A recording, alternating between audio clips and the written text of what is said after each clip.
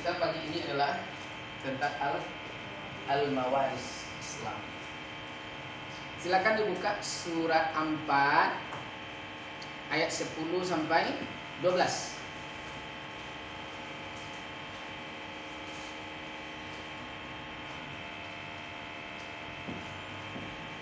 Jumpa?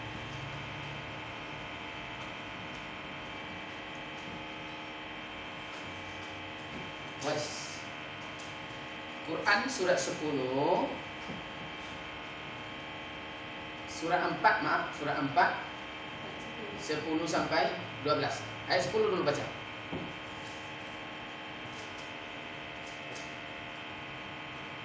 Apa katanya? Sesungguhnya orang-orang yang memakan harta anak yatim secara zalim sebenarnya mereka disembunyikan api dalam perutnya dan mereka akan masuk ke dalam api yang menyala. Sesungguhnya orang-orang yang memakan harta anak yatim secara zalim sebenarnya mereka itu memasukkan api ke dalam perutnya. Pertanyaannya, apa hubungan ayat 10 dengan bab al-mawaris? Apa hubungannya, Lis? Harta anak yatim itu, Pak. Ya, kata kunci di mana? Ada kuncinya, Pak. Ha, apa kata kuncinya? Yuk, yuk. Zolim. Sekali lagi, apa kata kuncinya? Makan harta anak yatim secara zalim sama memasukkan api ke dalam perutnya. Apa kata kuncinya dengan bab waris? Hukum. Mati. Anak yatim itu tidak ada kecuali ada kematian ayah. Dengan mati ini ada harta ditinggalkan. Siapa yang berhak mendapatkan harta ini? Ini anak salah satunya. Benarkah anak saja? Belum tentu. Ini habis oleh pamannya. Kenal anak. Apa maksud kita tuh? Dikicu ya. Sama masukkan api ke dalam apa? Itu hubungannya. Nah, sekarang bagaimana cara pembagian harta itu setelah ayahnya mati? Baca ayat 11 yang lengkap. Sampai lengkap.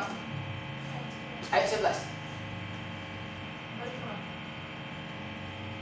Siapa yang dapat? Coba baca dengan keras. Yuk. Ayat 11 apa? Allah mensyariatkan. Allah telah mensyariatkan. Pakai telah. Mensyariatkan Kepadamu tentang anak-anakmu. lengkap enggak kalimat itu? Allah mensyariatkan apa itu syariat? Mewajibkan di situ. Ya, mewajibkan. Apa definisi wajib? Harus dilakukan. Apa definisi wajib? Mentaraka.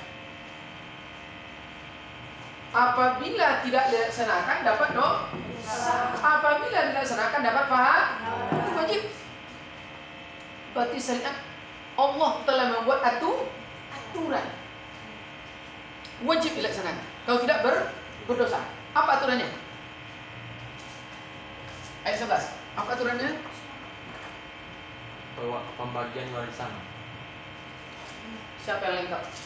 Ayatnya. Baca yang lengkap. Apa? Allah mensyariatkan atau mewajibkan kepadamu tentang pembagian warisan untuk anak-anakmu, yaitu bagian seorang anak laki-laki sama dengan bagian 2 orang anak perempuan. Oke, apa lagi?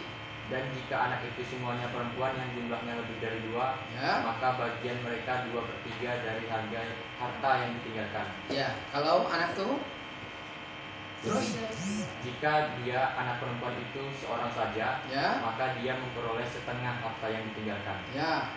Dan untuk kedua ibu bapak, bagian masing-masing 1/6 dari harta yang ditinggalkan. Jika dia yang meninggal mempunyai anak,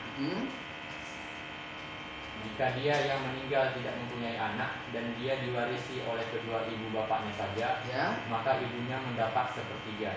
Terus Jika dia yang meninggal mempunyai beberapa saudara, maka ibunya mendapat 1/6.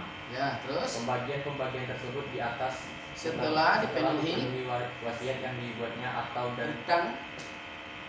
setelah dibayar utangnya. Terus Tentang orang tuamu dan anak-anakmu, kamu tidak mengetahui siapa di antara mereka yang lebih banyak manfaatnya bagimu. maksudnya. Maka tidak boleh kita berlaku tidak adil. Seperti memelah bambu, satu diinjak, satu diangkat. Yang ini dilengkapi, di ini tidak. Itu tidak adil beranak. Karena kita tidak tahu siapa anak yang akan memelihara. Ini tentang pembagian harta saudara-saudaranya dapat. Lalu bagaimana istri-istri, suami-suami, berapa dapat? Baca ayat 12. Coba ulang yuk, ayat 12. Dan bagianmu suami adalah istri yang mati.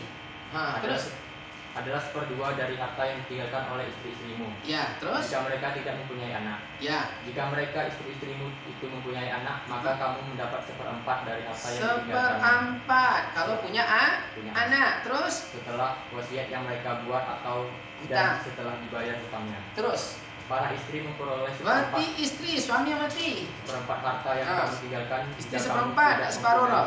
Ya, kalau dia punya anak. Jika kamu mempunyai anak, maka para istri memperoleh 1/8. 1/8 dari harta yang kamu tinggalkan. Ya. Terus?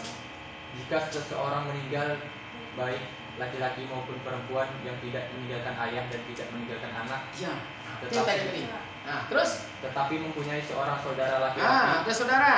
Atau seorang saudara perempuan, maka bagi masing-masing dari kedua jenis saudara itu 1/6. 1/6. Terus? Tetapi jika saudara-saudara seibu itu lebih dari seorang, maka mereka bersama-sama dalam bagian yang 1/3.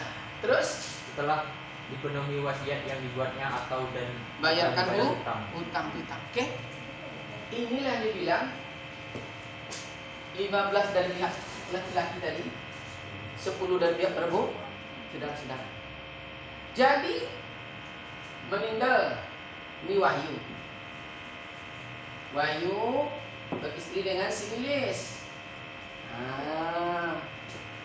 Wahyu masuk ke Lilis masuk ke Wahyu, dapat anak 3.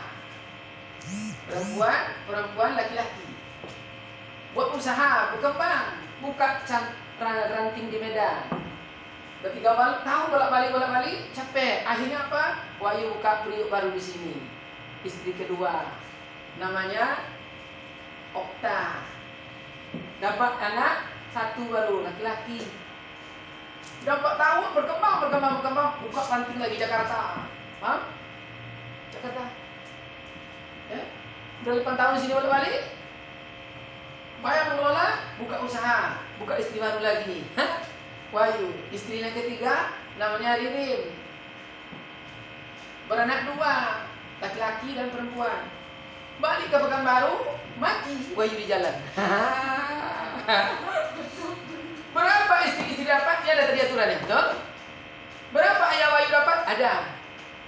Mertua ada dapat. Tidak dapat. Menantu juga tidak dapat. Anak angkat tidak dapat. Anak asuh tidak dapat. Anak lukoh tidak dapat. Anak temuan, ya. Tidak dapat. Lalu setelah dibagi sesuai aturan ini, kekayaannya banyak, ya, mencapai 48 miliar.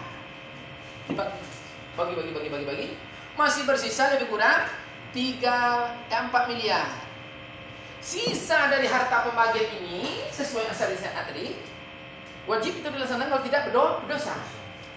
Maka yang 4 miliar ini itu namanya asobah. Apa namanya? Asobah itu khusus untuk anak aja lagi. Berapa anak Wahyu? Di sini ada 3, di sini ada 2, di sini ada 1. Berapa anaknya? 6 anaknya. Berapa laki-laki? 3 laki-laki, 3 perempuan. Pertanyaan, berapa masing-masing anak dapat dari 4 miliar sisa atau asobah? Berapa dapat? Nah, tengok aturannya. Mana kata kuncinya tadi? Kata kuncinya? Nah, berapa mati masing-masing?